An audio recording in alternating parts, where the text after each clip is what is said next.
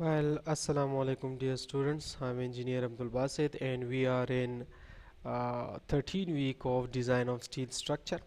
Okay, so आज का जो हमारा टॉपिक है that is about design of compression members.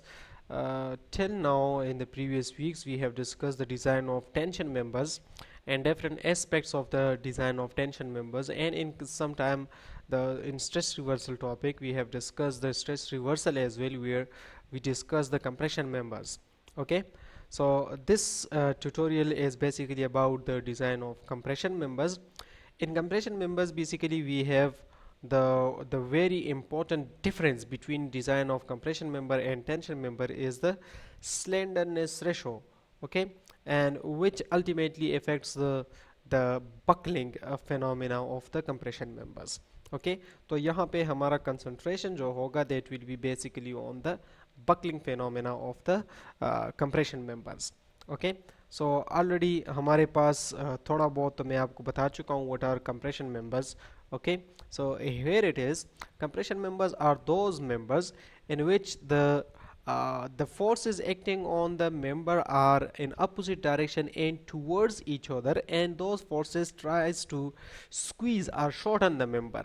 Okay, as you can see in this figure that the forces are acting from on each other on the member in opposite direction towards each other, and these members are trying to squeeze this column.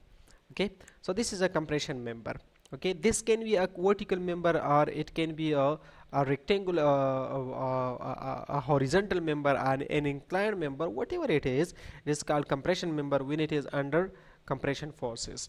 Okay ji, now next हमारे पास है compression members basically कहाँ कहाँ पे होते हैं. ठीक है, जो हमारे पास ट्रस मेंबर्स होती है, इन ट्रस्ट मेंबर्स में कुछ मेंबर्स ऐसे होते हैं जो पेवरली अंडर टेंशन होते हैं, कुछ मेंबर्स पेवरली अंडर कंप्रेशन होते हैं, और कुछ मेंबर्स ऐसे होते हैं जिनमें कभी कभी टेंशन होता है कभी कंप्रेशन होता है. So they are in stress reversal condition. Okay, तो फिर उनको हम स्ट्रेस रिवर्सल के अगेंस्ट उसको डिज़ाइन करेंगे. ठीक है, यहाँ पे हमारे पास एक एग्जांपल है सिंपल एक कॉलम का. Sorry for that. The term column is usually used for straight vertical members whose length is considerably greater than the cross sectional dimension. बस कॉलम्स में हमारे पास और कोई ऐसी ख़ास चीज़ नहीं है. कॉलम हमारे पास एक स्ट्रेट वर्टिकल मेंबर होता है जो कि अंडर कंप्रेसिव फोर्सेस होता है. ठीक है, और उसका जो लेंथ होता है वो एज कम्पेयर टू इस क्रॉस सेक्शन बड़ा होता है. ठीक है, तो जैसे कि हमारे पास एक मार्कर होता है. ठीक है, तो मार्कर का अगर आप क्रॉस सेक्शन देखें तो वो छोटा है और उसका जो लेंथ है वो कंपेरेटिवली बड़ा है. So if we consider this same thing in a mega scale, ठीक है, so then we will see that this may be consider as a column. Okay, column में भी हमारे पास क्रॉस सेक्शन छोटा होता है, लेंथ ज़्यादा होता है और वर्टिकल कंप्रेशन मेंबर होता है. ठीक है, so that's why it is called column. एक और चीज़ होता है जिसको हम स्ट्रट कहते हैं. ठीक है, strut is any member, a short compression member without chances of buckling is called strut. ठीक है, और इसकी प्रॉपर डिफिनीशन भी आगे आने वाली है. अब कंप्रेशन मेंबर्स में हमारे पास एसेंट्रिक लोडिंग हो सकती है. ठीक है, एसेंट्रिक लोडेड कॉलम्स और कंसेंट्रिक लोडिंग कॉलम भी हो सकती है. Top chords of the trusses are compression members. Bracing members भी बाज़ औक़ात हमारे पास हो सकती है. अब इसको मैं डिटेल में आके डिस्कस करूँगा ब्रेसिंग मेंबर्स को. कंप्रेशन फ्लेंजेस और बी इसमें जो flanges of the beam members may undergo the compression forces. ओके, और subjected to simultaneous bending and compression. ठीक है, तो इसमें हो सकता है कि जैसे का बीम मेंबर होता है ना, तो बीम मेंबर का जो टॉप कार्ड होता है, टॉप फाइबर होता है, वो अंडर कंप्रेशन होता है when it is applied with flexor loading. ठीक है, और जो इसका बॉटम फाइबर होता है दिस रिमेन्स अंडर टेंशन. ठीक है, तो ये एक तरह हमारे पास बीम में भी ये फिनोमेना हो सकता है. ठीक है, now short vertical member subject to compression are often called struts. ये ऑलरेडी मैं बता चुका हूँ. ठीक है, there are two significant differences between the behaviour of tension and compression members. कौन कौन से? नंबर वन, जो हमारे पास टेंशन मेंबर्स होते हैं सो उसमें कोई बकलिंग के चांसेस नहीं होते. ठीक है, already I told you buckling हमारे पास क्या फिनोमेना होता है, इस तरह फिनोमेना होता है जैसे कि इस पे एक कॉलम पे फोर्स लग रहा है और इस कॉलम को एक तो ये शॉर्ट हो जाता है, शॉर्टन हो जाता है, स्क्वीज हो जाता है. तो वो तो हमारे पास क्रशिंग फिनोमेना में आ जाता है। एक इसका एक साइड पे ऐसे थोड़ा सा बेंड हो जाता है, इसका थोड़ा सा पेट टाइप निकल आता है, ठीक है। तो this phenomena is actually called buckling, ठीक है। जो इस तरह एक साइड पे ये थोड़ा सा बेंड हो जाता है, ठीक है। और ये हमारे पास इन केस ऑफ अगर टेंशन मेंबर होगा, तो अगर टेंशन मेंबर ये फोर्सेस अपोजिट हो, ऊपर की तरफ ये फोर्स हो और ये फोर्स नीचे की तरफ हो, so then it will tends to elongate the member, और फिर हमारे पास वो बकलिंग के चांसेस सिफर हो जाएंगे, ठीक है। तो बकलिंग हमारे पास टेंशन मेंबर्स में नहीं होता, एक ये चीज़ है। और दूसरा ये थोड़ा एलोंगेट होने की इसको कोशिश करता है, ठीक है। अच्छा, एक और हमारे पास है कंप्रेशन मेंबर्स। तो कंप्रेशन मेंबर्स में क्या होता है, in contrast to that tension members, compression members में हमारे पास बकलिंग के चांसेस ज़्यादा होते हैं और मेंबर को शॉर्टन करने की कोशिश करता है कंप्रेशन फोर्सेस, ठीक है। तो this is the difference between tension forces and compression forces, okay. जो टेंशन मेंबर्स होते हैं, अगर इन केस आप कोई बेंट मेंबर ले लेते हो और उसको आप एज अ टेंशन मेंबर इस्तेमाल कर लेते हो, तो सबसे पहले काम क्या होगा, वो बेंट मेंबर पहले स्ट्रेट हो जाएगा, ठीक है। और उसके बाद फिर उसमें मजीद, तो टेंशन में ये भी एक वो है कि अगर बकलिंग तो आ ही नहीं सकती, वो तो डेफिनेट है, लेकिन साथ में उसमें जो बेंड होता है वो भी स्ट्रेट हो जाता है, ठीक है। अच्छा, this is the same discussion मैं ऑलरेडी कर चुका हूँ। अच्छा, ये जो हमारे पास है, when the length of a compression members increase relative to the cross section it may buckles as, अब जितना हमारे पास लेंथ ऑफ द कॉलम या कंप्रेशन मेंबर्स बढ़ता जाता है, उतना हमारे पास बकलिंग के चांसेस भी बढ़ते हैं, ठीक है। और दूसरा, जितना हमारे पास फोर्सेस एसेंट्रिक लगते हैं उतने बकलिंग के चांसेस ज़्यादा होते हैं, और भी बहुत सारे इसके रीजंस हैं, वो अभी आगे हम डिस्कस करेंगे बकलिंग फिनोमेना में। Now here it is why I am showing this equilibrium conditions to you people। देखिए, ये हमारे पास इक्विलिब्रियम कंडीशन तो जनरल फिनोमेना में मैं इस बॉल्स के लिए ये यहाँ पे डिस्कस करूँगा, लेकिन कॉलम्स में भी या कंप्रेशन मेंबर्स में भी ये फिनोमेना इस्तेमाल होता है, और वो है बकलिंग का फिनोमेना। तो उसमें यहाँ पे स्टेबिलिटी और अनस्टेबिलिटी या इक्विलिब्रियम कंडीशन इस्तेमाल होते हैं। So how it is, let's discuss this conditions first, उसके बाद फिर मैं इसकी रिलेशन आपको बताता हूँ विद द कॉलम्स। यहाँ पे यू कैन सी कि एक प्लेटफॉर्म है, ठीक है, which is bent in this form, और इस पे एक बॉल पड़ा हुआ है। लेट्स से इस बॉल को मैं डिस्टर्ब करके यहाँ पे एक दूसरी पोजीशन पे लेके आता हूँ, और फिर वहाँ से अपना फोर्स रिमूव कर लेता हूँ। So what will happen to this ball, ये नीचे आ जाएगा, दूसरे साइड पे आ जाएगा, फिर ऐसे ऐसे ऐसे ऐसे मूव होते होते वापस अपनी पोजीशन पे यहाँ पे स्टेबल हो जाएगा। So this is stable equilibrium because the ball is not changing its position। जहाँ पे था वापस उसी पोजीशन पे आ गया है। आफ्टर द डिस्टर्बेंस, जब मैंने फोर्स अप्लाई किया डिस्टर्ब हुआ, फिर मैंने फोर्स रिमूव किया, ये वापस अपनी पोजीशन पे आया। सो दिस इज स्टेबल कंडीशन।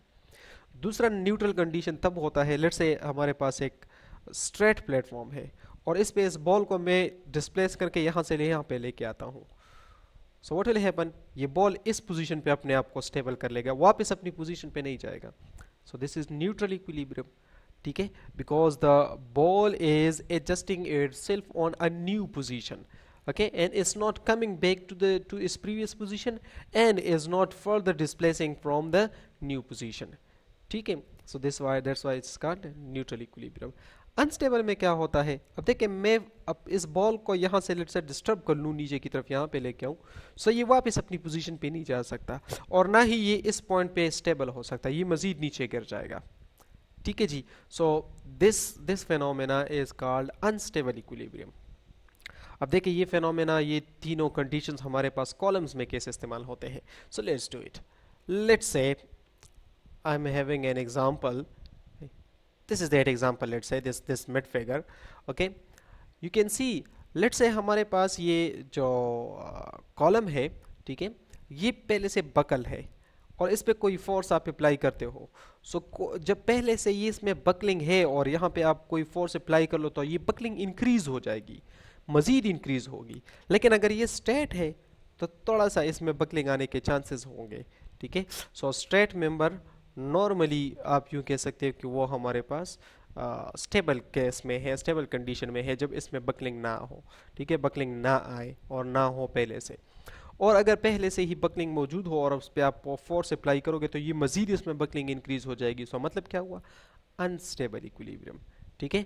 और इन केस अगर आप इस कॉलम को ये बकल भी है और इस पे कोई आप फोर्स अप्लाई करते हो तो ये थोड़ा सा बेंड हो के बस रुक जाता है, मजीद नहीं बेंड होता, तो this type of buckling is called neutral condition, और न्यूट्रल बकलिंग हमारे पास हो जाएगी, ठीक है जी। So this is like stable और अनस्टेबल का फिनोमेना यहाँ पे है। अगर इनिशियली बकलिंग मौजूद है तो अनस्टेबल कंडीशन, बकलिंग इंक्रीज होगी, लेकिन अगर बकलिंग थोड़ी सी इंक्रीज होने के बाद स्टॉप हो जाती है और उस पोजीशन पे ये स्टेबल हो जाता है मेंबर, मजीद बकलिंग नहीं होती, then it is neutral equilibrium. If there is no buckling occurring after the application of load, ठीक है, तो मतलब क्या हुआ कि ये स्टेबल इक्विलिब्रियम है, कोई इसमें चेंजेस नहीं होती। अगर ये बकल हो भी जाता है वापस अपनी पोजीशन पे आ जाता है, ठीक है जी। So now let us talk about this buckling phenomena. Okay, here it is: stable equilibrium, neutral equilibrium, unstable equilibrium. I already मैं discuss कर चुका हूँ। In the first case, okay, first into upset, ये तो मैं already बता चुका हूँ। This is the same thing.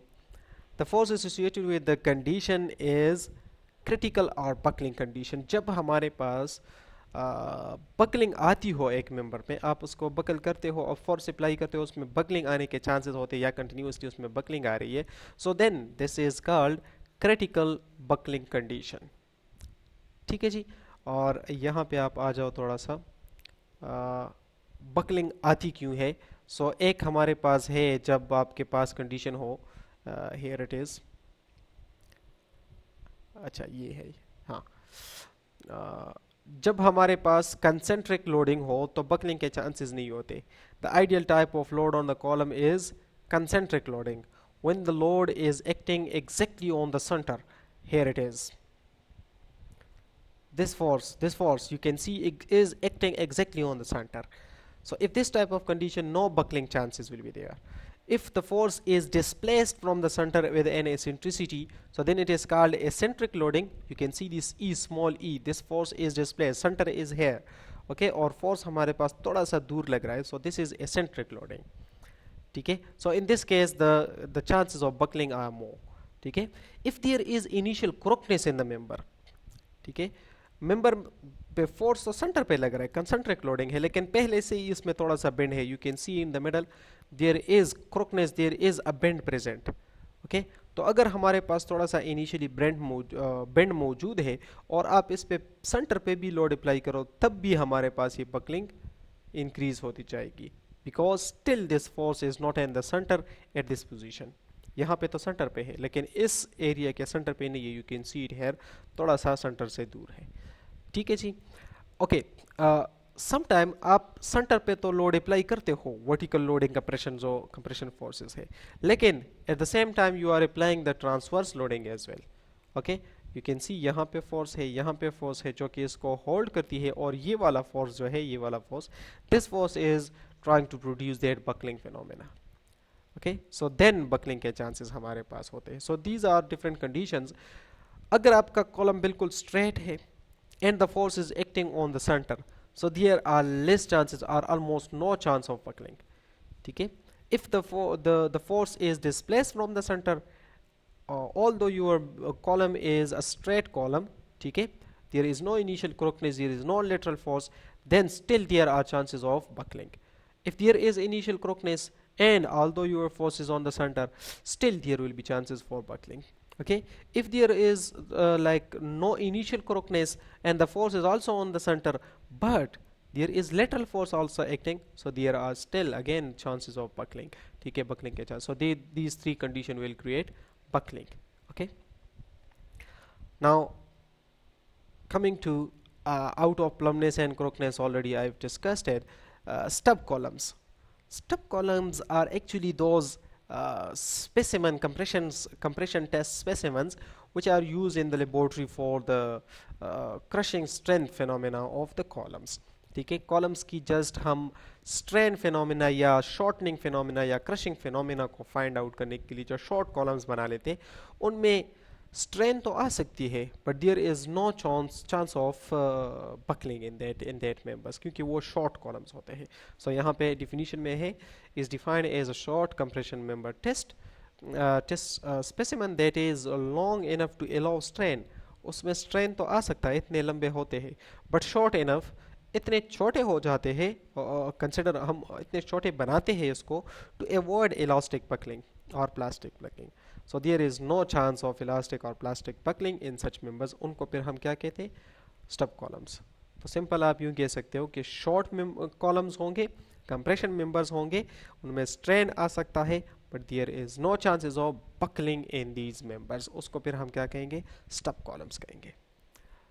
Now coming to the residual stresses, this is something important for initial crookness phenomena, ठीक है, और for their buckling phenomena, ठीक है. Residual stresses, जिस तरह नाम से जाहिर है, residual stresses mean those stresses which are initially before application of load present in the column or the member, ठीक है. whatever the member is, compression member और tension member, जो भी member होगा, उसमें हमने force apply नहीं किया, उसको हमने field में इस्तेमाल नहीं किया, उसको structure में place नहीं किया, load apply नहीं है उस पे, but still there are some stresses in the member. These stresses are called residual stresses. पहले से ही इस member में मौजूद होते हैं. And why are these stresses produced in a member? Now you will come to know have the idea of the residual stresses exactly. Okay. So here the first reason for the residual stresses being produced in the member is uneven cooling. Okay, whenever you are casting or like providing formwork to that melted steel in the industry, ठीक है, तो industry में आप melted steel एक formwork में डाल लोगे, वो उस शेप का आपका मेंबर बन जाएगा, ठीक है. तो फिर आपको इस मेंबर को कूल करना पड़ेगा. सो जब कूल करते हो आप तो अनइवनली डिफरेंट पार्ट्स इसके कूल हो जाते हैं. Let's say for example we have this thing, here it is this thing. Okay, ये हमारे पास एक डब्ल्यू सेक्शन है, ठीक है. इसको आप कूल करेंगे तो डिफरेंट सी बात है, जो इसके पतले पार्ट्स है, this part, this part, this part, this part, these are almost thin parts. So these parts will be cooled down quickly, okay, as compared to those thick parts. जो centre का जो हमारे पास thick part है, web है, वो तो flanges जल्दी cool हो जाएंगे और वेब जल्दी कूल नहीं होगा. और ये जो हमारे पास जॉइंट है between the web and flange, ये जल्दी कूल नहीं होगा. So this uneven cooling, like कुछ पार्ट जल्दी कूल हो जाते हैं, कुछ देर लगाते हैं कूल होने में. So this uneven things will produce contraction and compaction difference between the parts, ठीक है. और उसकी वजह से हमारे पास residual stresses, यहाँ पे ये ज़्यादा contract हो जाएगा, ये थोड़ा कम होगा. So this will produce some contraction and expansion in the members, and that will be considered as residual stresses, ठीक है. एक और चीज़ है यहाँ पे, cool bending of the member.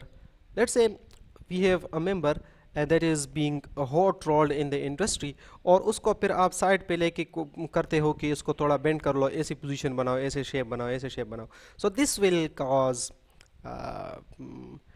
to produce the residual stresses in the member, ठीक है. जैसे आप स्टील को बेंड करते हो, उसका कंप्लीट उसका जो कलर है वो चेंज हो जाता है, ठीक है. सो that is due to the residual stresses being produced in the member. Now you can use this member, but there are some residual stresses in the member which will affect the strength of the member in long term. And punching of holes.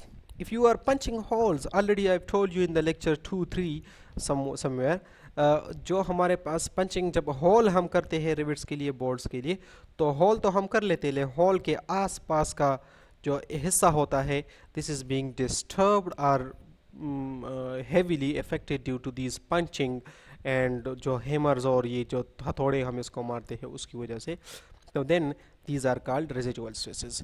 Welding may also cause the same thing. Welding की वजह से, जैसे कि आप let's say इस member के इस point को वेल्ड करते हो, सो ये थोड़ा सा ज़्यादा यहाँ पे हीट प्रोड्यूस हो जाएगा, थोड़ा कंट्रैक्शन और एक्सपेंशन यहाँ पे हो जाएगी और वीक हो जाएगा.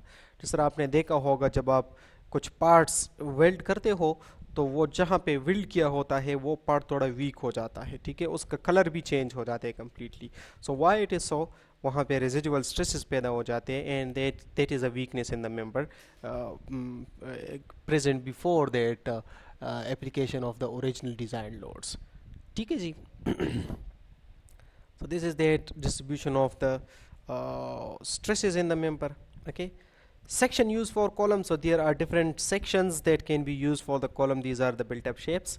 ठीक है, फोर एंगल सेक्शंस को कंबाइन करके प्लेट्स के साथ कनेक्ट करके built up shape box section बनाया गया है. टू चैनल शेप्स को आपस में कनेक्ट करके बॉक्स सेक्शन बनाया गया है. चैनल्स को बैक टू बैक, एंगल्स को with the help of plates for और बैक टू बैक आउटवर्ड्स इसके फेसेस हैं. ठीक है, और ये डब्ल्यू सेक्शन है उसको प्लेट्स के ज़रिए से थोड़ा और कवर प्रोवाइड किया गया है और प्लेट्स को आपस में कनेक्ट करके आई सेक्शन बनाया गया है. बिल्ट अप शेप बनाया गया है फ्रॉम फोर रेक्टेंगुलर प्लेट्स और बॉक्स हमारे पास. और सिमिलरली ये देखें, चैनल्स को कंबाइन किया गया है विद द डब्ल्यू शेप. ठीक है, एंगल्स को एंड सो ऑन. ठीक है, so there are different types of built up shapes that can be use for columns. और कॉलम्स के लिए है और कंप्रेशन मेंबर्स में हमारा जो ज़्यादातर हम वहाँ पे डब्ल्यू शेप्स या डब्ल्यू सेक्शंस इस्तेमाल करते हैं या फिर वहाँ पे बिल्ट अप शेप्स इस्तेमाल करते हैं. ठीक है, अच्छा, now coming to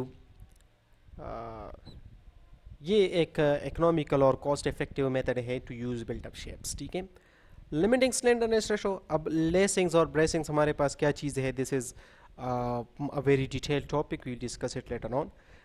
Limiting slenderness ratio. Compression members के लिए स्लेंडरनेस रेशो का लिमिट है 200, इससे ज़्यादा आप नहीं जा सकते. एज वी हैव डिस्कस कि जो टेंशन मेंबर्स है for that we have the slenderness ratio limit is 300. Okay, but some books says कि for both compression and tension members you should prefer a limit of 200, not 300 for tension and 200 for compression. Not like that. Okay, there should be one slenderness ratio limit for both the compression and tension. Instability of columns. So there can be two types of instabilities: local instability and the overall instability. Local buckling and overall buckling. Okay, so as the names indicate, यहाँ पे देख लें मैं थोड़ा सा, here it is. You can see if this is a W channel, W section. ठीक है, and here this is flange, this is flange, this is web. Okay, and after the compression, compressive load applied on the member, just flange में थोड़ा सा buckling आ गई. यहाँ पे देख रहे हो आप, थोड़ी सी buckling सिर्फ flange में आ गई है, बाकी member ठीक ठाक है. So this is called local instability when the buckling occurs in a part of the member, not the whole member. Okay, when the whole members is buckled, then it is called overall instability or overall buckling. ठीक है, so जब जो हमारे पास local instability है, this is being affected by local slenderness ratio, and this is width to the thickness ratio, which is denoted by lambda b by t. So b is actually that flange width and t is the thickness of the flange. So this local instability or local buckling usually occurs in those members which are one end is connected to the flange and or to the member and the other is free and is parallel to the compressive load. Okay, here you can see that in this flange, half flange, this portion is connected to the web, so this is stable, but this end is free. Okay, so you can see the buckling occurs in the free end. Okay, and already this is in parallel direction to that of the compressive load as well. Okay, so this is called local instability, and this is stable portion, this web, because this both ends of the web are connected to the flange and they are stable. Okay, so then it is stable condition. So instability, here it is, an unstuffed element is projecting piece with one free edge parallel to the direction of the compressive force. So already I told you half flange is actually that unstuffed part of the member. Okay, now coming to this thing, stiff element. So stiff element is actually that AC part of the member. I already told you this web is actually the stiff part. Okay, now for unstiff flange of figure, B is equal to half width of the flange, BF divided by 2, and T is equal to TF. Okay, so thickness हमारे पास TF हो जाएगा और B हमारे पास BF divided by 2 हो जाएगा. So that lambda will be now equal to B divided by 2 TF. B divided by 2TF, because BF divided by 2 is actually the width now. Okay, because half flange is unstiff part. देखिए पूरा flange तो ये हुआ, सिर्फ half flange हमारे पास. So half flange कितना है, BF divided by 2. Okay, और थिकनेस इसका कितना है, thickness of the flange. So now this will be lambda BF divided by 2F. सो ये हम न्यूमेरिकल्स में इस्तेमाल करेंगे, you should keep in mind. और स्टिफ पोर्शन के लिए हमारे पास हाइट कितना है या B कितना है, H है, और थिकनेस उसका कितना है, TW. So lambda for that stiff part will be equal to H divided by TW. Okay, and if you are considering that whole flange, then B divided by 2. Whole flange is a stiff part, not, it is not a unstiff portion. यहाँ you can see कि ये हमारे पास पूरा एक W shape है, और इसमें देखें सिर्फ फ्लेंज में यहाँ पे थोड़ी सी बेंड आ गई है, बकलिंग आ गई है. So this is local instability और local buckling. You can see the same thing over here. Web बिल्कुल ठीक ठाक है, सिर्फ फ्लेंज में बकलिंग है. So this is called local instability, local buckling. Again the same thing. ठीक है, यहाँ पे थोड़ा बहुत वेब भी साथ में बेंड हो चुका है. ठीक है, and sorry for that. Overall instability, I already told you. Okay, now in overall instability, the buckling will be occurred in the whole member. So here you can see this is that W section. In the cross section you can see it over here. That buckling may occur in two directions, in X direction or in Y direction. So in which direction it is stable? Okay, so that is it's for that direction in which the radius of gyration is minimum. Okay, so that direction will be actually the having the more slenderness ratio. Okay, and that will be more subjected to buckling. Okay, so that will be the major axis then.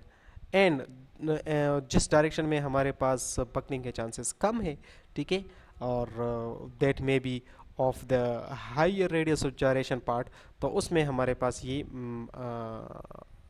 Minor होगा, वो minor axis होगा. ठीक है, so this is minor, this is major. Okay okay, ये जो हमारे पास phenomena है, this was for unbraced portion without any intermediate bracing. ठीक है, ब्रेसिंग तो मैं आपको यहाँ पे थोड़ा पिक्चर्स में दिखा दूँ तो फिर ज़्यादा क्लियर हो जाएगा. Here it is, this is called bracing. You can see this is column part, this is beam part. लेकिन यहाँ पे ये जो पार्ट है, ये दिस आर कॉल्ड ब्रेसिंग्स. ये इन ही पार्ट्स को स्टेबिलिटी प्रोवाइड करने के लिए प्रोवाइड की गई है. जैसे यहाँ पे बीम है, इसको थोड़ा और स्टिफ करने के लिए यहाँ पे प्रोवाइड किया. समटाइम हम कॉलम्स के दरमियान से लेकर बीम के दरमियान तक, या कॉलम के दरमियान से लेकर इस एज तक, जॉइंट तक, इस तरह हम स्टेबिलिटी प्रोवाइड करते हैं. So it depends upon which part needs stability. Okay, तो उस पार्ट का जिस तरह बीम का स्टेबिलिटी अब चाहिए, तो बीम को हमने ब्रेस किया हुआ है. हम कॉलम्स को भी इसी तरह कर सकते हैं. और and this phenomena also transfer the load of the columns to the beams center as well. Okay, so in this case जो bracing है वो दोनों के लिए है. ठीक है, अच्छा, this is bracing. Okay, so bracing phenomena मेरे ख्याल से क्लियर हो गया होगा. जस्ट आपको पिक्चर आपने देख लिया हो, सो बस दैट्स इनफ. अब ब्रेसिंग हम लेट्स से ये जो मेंबर है, इसको दरमियान पे यहाँ पे ब्रेसिंग हमने प्रोवाइड किए. सो जिस डायरेक्शन में हमने इसको ब्रेस किया है, उस डायरेक्शन में ये माइनर एक्सिस इसका हो गया. जिस डायरेक्शन में हमने इसको फ्री छोड़ा हुआ है, तो ये फुल हो गया है, और उसको हम फिर मेजर एक्सिस कहते हैं. तो उसमें पूरे में बकलिंग आ सकती है, जैसे कि यहाँ पे आप देख सकते हो. Here it is. अब इसको आउट ऑफ द प्लेन, जैसे कि मैं जिस डायरेक्शन में बैठा हूँ, ये आउट ऑफ द प्लेन अगर इसको आप बेंड करोगे, so there is no bracing provided. ठीक है, तो इस केस में ये बेंड हो सकता है, लेकिन इन दूसरे डायरेक्शन में हमने ब्रेसिंग इसको प्रोवाइड किया हुआ है, उस डायरेक्शन में ये नहीं हो सकता. ठीक है, तो यहाँ पे आप देख लें. Okay, that's it. This is that provision of the bracing. ये आपको थोड़ा सा छोटा आपको नज़र आ रहा है, दिस थिंग W शेप. ठीक है, वाइड फ्लेंज. अच्छा, सिंगल एंगल सेक्शन में buckle about their axes. Z axes में एंगल शेप्स जो होते हैं वो ज़्यादातर अबाउट एट जेड एक्सेस यहाँ पे थोड़ा सा उसमें बकलिंग हो सकती है. सो LE divide by RZ will be the slenderness ratio for that. This is effective length divided by radius of gyration in z direction, so this is z direction, तो इसके इस डायरेक्शन में बकलिंग के chances ज़्यादा होती है. Unsupported length and that effective length, इनमें हमारे पास फ़र्क क्या है, effective length and unsupported length. देखिए लेट्स से हमारे पास ये, this is that example, let's say ये कॉलम है, ठीक है, ये दरमियान का जो ब्रेसिंग है इसको नेगलेक्ट कर लो. यहाँ इस सपोर्ट से लेकर इस सपोर्ट तक जो हमारे पास लेंथ बनता है, this is called unsupported length, पूरा का पूरा लेंथ ऑफ द मेंबर. लेकिन जब इसमें बकलिंग आती है, सो बकलिंग ज़रूरी नहीं है कि पूरे के पूरे मेंबर में आ जाए. हो सकता है कि यहाँ से लेकर थोड़ा सा यहाँ से लेकर यहाँ तक इस हिस्से में, दरमियान के हिस्से में बकलिंग आए, बाकी में ना आए. सो जितने हिस्से में बकलिंग आई है उस हिस्से को हम इफेक्टिव लेंथ कहते हैं, ठीक है. एंड दैट इफेक्टिव लेंथ और the amount, the magnitude of that effective length depends upon the end condition, support conditions पे ये डिपेंड करता है. ठीक है जी, तो यहाँ पे आप आ जाओ ज़रा. This in X direction there will be separate unsupported length, और वाई डायरेक्शन में सेपरेट होगा, दोनों में अपना अपना होगा. ठीक है. नाउ इफेक्टिव लेंथ हमारे पास क्या होगा, ऑलरेडी आई टोल्ड यू, ठीक है, it depends upon the end conditions.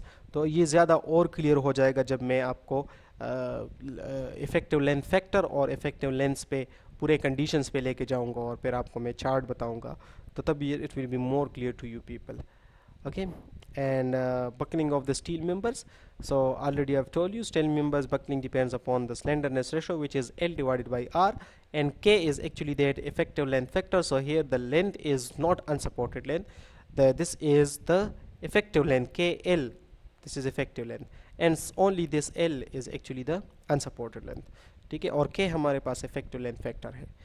ठीक है, तो ये थोड़ा उसी चीज़ की explanation है, that you have to use the least radius of gyration, okay, for to get more slenderness ratio, and that will be like safer design then. ठीक है, so that's the same thing, pressing and no need to discuss this, already मैं discussion में कर चुका हूँ. Okay, so that's all about that lecture. अभी जो next lecture होगा, in that we will discuss the effective length factor, okay, or how to calculate it and how it is affected by the end conditions or the support conditions, and how to use that effective length factor chart to determine the value for the effective length factor for both sway and unsway condition, okay, non-sway condition. तो वो हम फिर इंशाल्लाह next tutorial में discuss करेंगे. Thank you very much for watching. अस्सलाम वालेकुम.